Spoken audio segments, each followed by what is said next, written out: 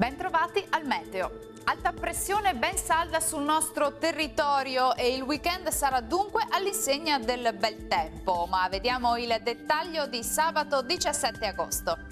Sul Veneto avremo un ampio soleggiamento dappertutto, il cielo si presenterà al massimo con poche nubi a carattere sparso, qualche addensamento sui rilievi ma senza ulteriori conseguenze. Vediamo anche le temperature, il clima sarà caldo ma gradevole con minime comprese tra 15 e 21 gradi, valori massimi oscillanti invece tra 26 e 30 gradi circa.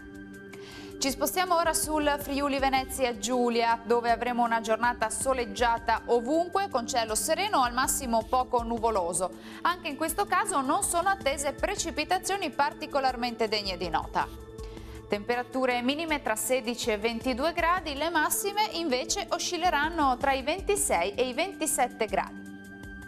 Non cambia la situazione sul Trentino Alto Adige, sarà infatti soleggiato ovunque, il tempo si manterrà stabile per tutto l'arco della giornata.